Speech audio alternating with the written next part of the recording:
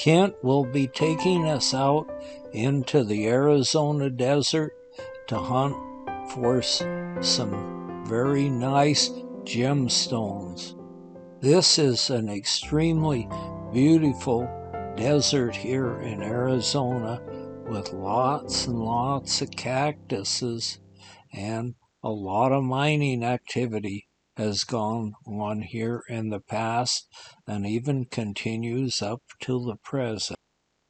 We've turned off the main road onto a smaller gravel road, and we're already starting to see some of the cactus along the road. The ocotillo are starting to bloom, and what a nice surprise. You may hear these called the monkey tail. The desert is like a very beautiful cactus garden this time of year, and there's a lot of those cholla coming up, and they're a really wicked plant. They have thorns that are even barbed, and they'll get you. Ranchers run a lot of cattle out here on the desert, and I imagine those cholla are maybe a challenge to run cattle in them. And the cowboys better make sure to have good heavy chaps and good heavy cowboy boots on. We will be traveling through some sand, so we have to make certain we're in four-wheel drive. We don't want to get stuck in this wash out here in the desert. I got stuck out in the Imperial Sand Dunes on this trip already, and Marge still hasn't got over that.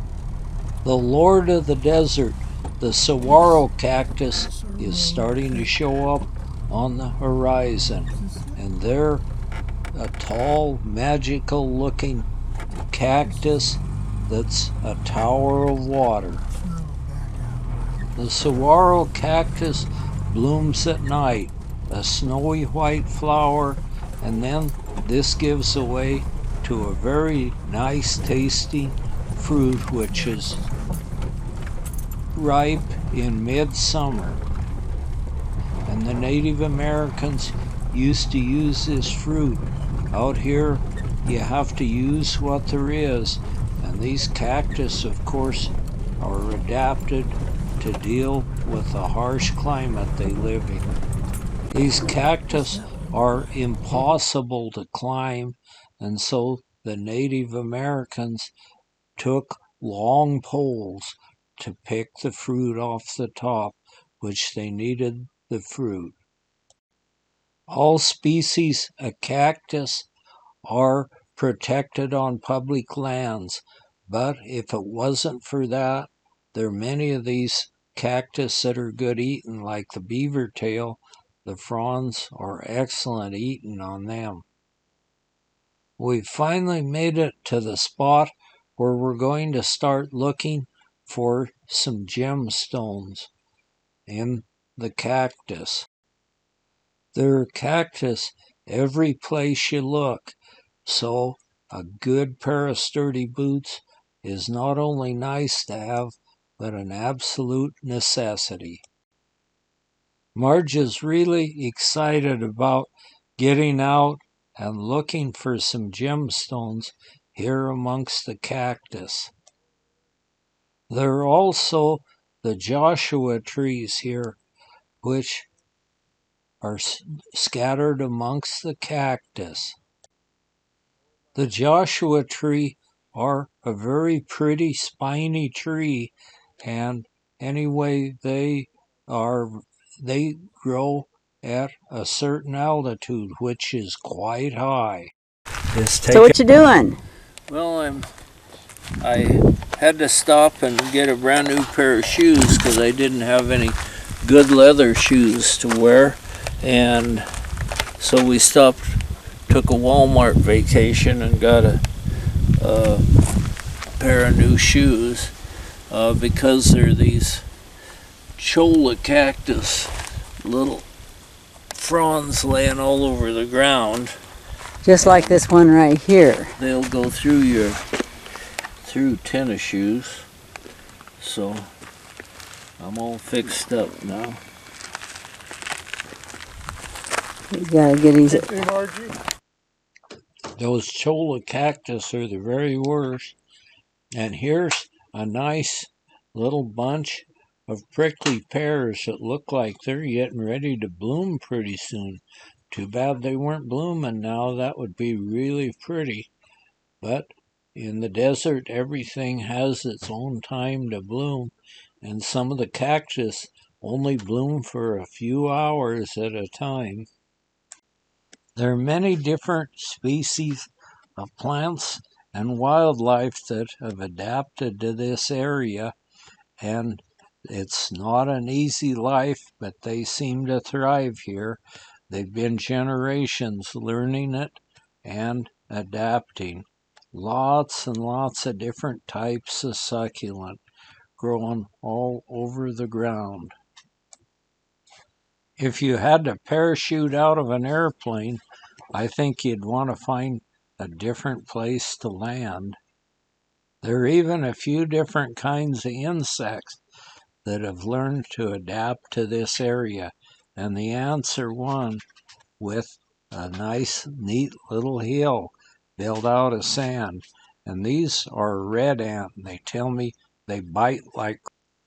The ocotillo are about the only cactus that's in bloom right now, and they have a scarlet bloom on the end of each of these little whips, or whatever you might call them.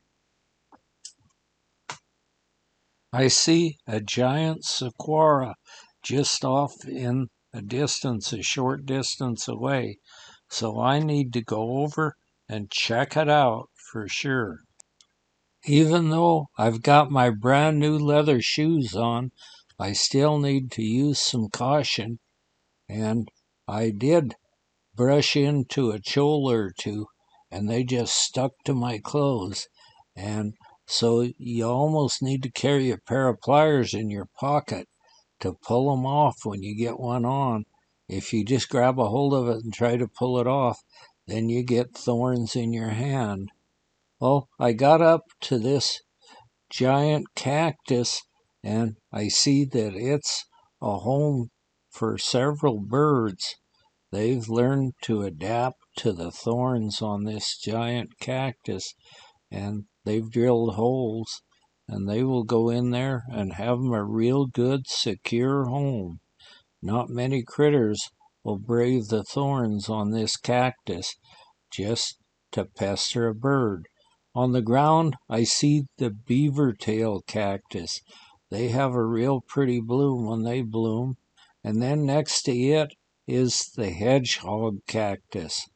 And they're a real thorny little mess of cactus. I don't really see anything to eat here for large mammals. I suppose there are some little weeds and little grasses grow up between the cactus, but it looks to me like a meal would be hard-earned there, unless you knew how to eat the giant saguaro cactus. Along here we see walls that actually shine. They've got a lot of mica in them, and they're just kind of thin walls standing up here in the desert. I think you might call those a dike. There's Marge standing by one, and it almost looks like it would be something that some culture would make. But it wasn't. It was the real deal. It was a natural one. And more of the cactus are everywhere. I'm sure enjoying my new boots by now. I don't have to stop and try to pull the thorns of cactus out. Although I'm getting plenty of them in my pant legs now. We walk on up, and there's all kinds of shiny mica and all kinds of stones on the ground, and some real beauties of cactus. This one has already bloomed, or else that's from another year, and so all that's left on it are some seed pods. What a wonderful scene to be in. They're the giant cactus, and these walls are towering skyward all over the place. It's just like a surreal background here while Marge and I stand and look, and Kent will take our picture.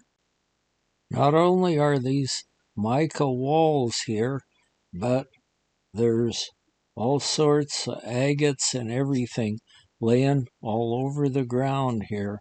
So Marge is going to load up all of our backpacks. We're going to have more rocks than we want to haul out. After she gathers a few rocks, we're going to have more than we want to haul home. And wow, look at those thin walls standing everywhere here. And the giant saguaro cactus are standing guard over them on top of the hill. Every hill you look up on it and you see these giant cactus everywhere. And then you have to be really careful where you walk here. Everything out in the desert has its own protection on it. It has protection to keep it from losing water, and also protection to keep animals away from it and to keep them from eating it. We'll go through the cactus and watch on the ground for some of these crystals like we've been looking for. They're a real prize when you find one, and so we're busy looking for them through the cactus. We found a pit here. It looks like somebody's been digging for something here, and Marge found her some kind of a prize rock. I'm not sure what it is, but we'll look it over, and I hope she doesn't expect me to haul it back. Then we found it, some of these much coveted little crystals. These crystals are very hard and very pretty, and also they're very heavy for their size. So we'll look around and see if we can find some more. And we didn't happen to find any more, and the sun's getting low in the sky. So that's a signal that we have to be getting out of here through some mesquite trees and on out through the rest of the desert. We're heading back, and this will probably be our last day here, so tomorrow we'll head someplace else. The Arizona desert is really a beauty of a place, and the sun sinks down behind a little bit of brush and a lot of cactus. Here we see the rare smoke tree, and this tree is one that grows, this is about the top end of its range. It only grows south of here, so it's a real pretty little tree. And the reason they call it smoke tree, when you look at it close, it looks like a cloud of smoke going skyward.